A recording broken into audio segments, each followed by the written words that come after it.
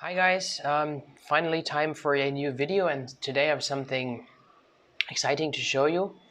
This is the NG-2, I'm calling it the NG-2 micro, simply because I was trying to reduce the size of the standard NG-2 even further.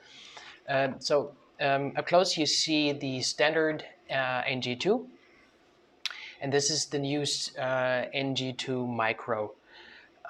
So as I mentioned, the aim was here to reduce the overall form factor and size even further, even if this means that the maximum FPS will be slightly lower. So for the standard NG2, we're looking at 120, around 120 FPS using a 2S LiPo. And for the NG2 micro, I'm trying to achieve around 90 FPS. So let's go over some of the features and some of the communalities with the standard NG2. So again, the cage, the motor cage is ABS, so you don't have to worry about this melting if the motors get warm.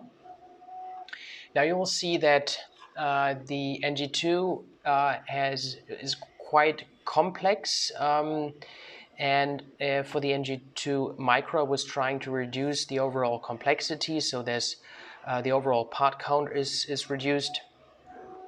And compared to the standard NG2, the battery is now housed in the handle.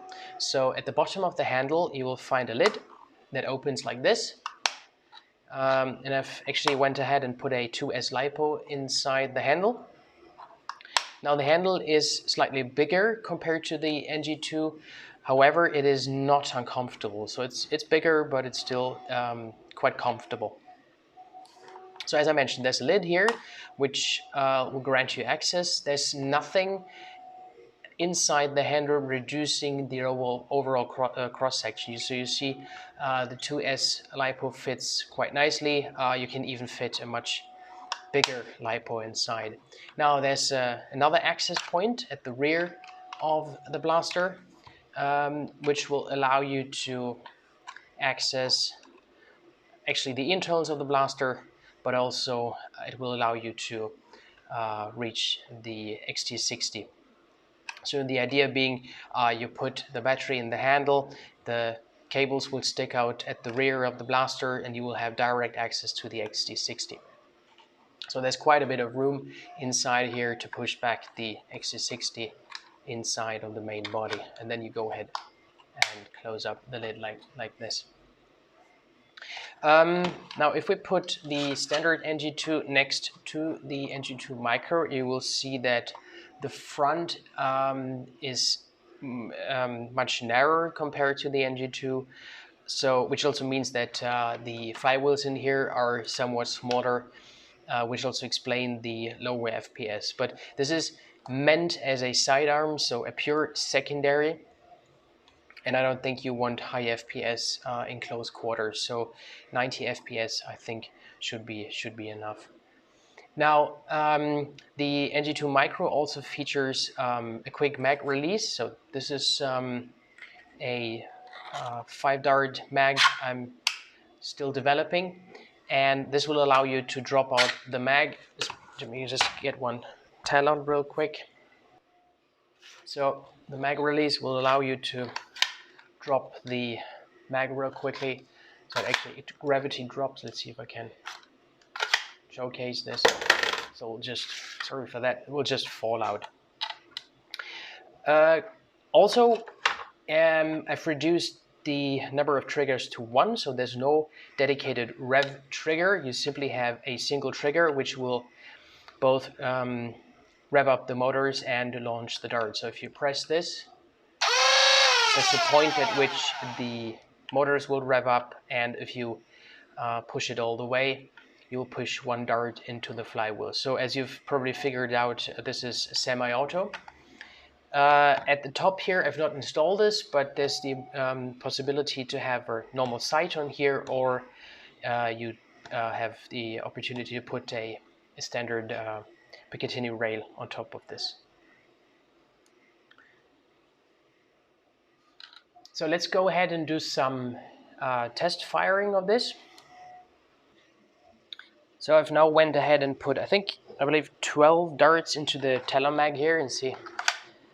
Oh, I'll show you this. So this is the way it goes in, and so let's fire 12 of them in a row. Not as fast as I can, just simply with a decent speed.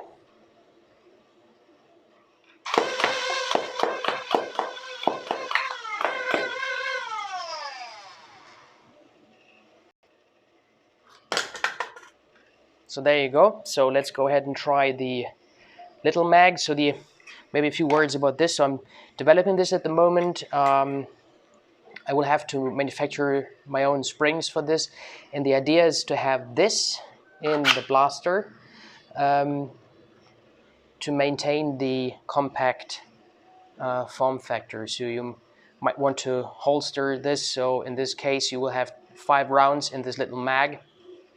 So you're always ready to go when you pull this out of your holster.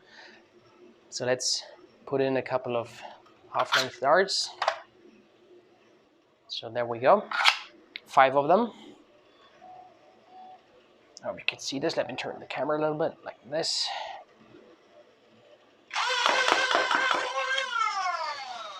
So there we go. So let's put a few over the chronograph.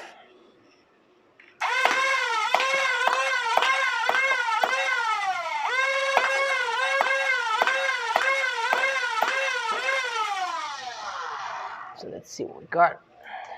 I think in average, the maximum was 88, and in average it's 79.9, so a fair 80 FPS with a maximum 90, I think. I'm not quite sure if this LiPo is fully charged, but it's around 85, 90 FPS. So thank you very much, guys. Would love to hear what you guys think. Leave your comments. I'll try to answer as soon as I can.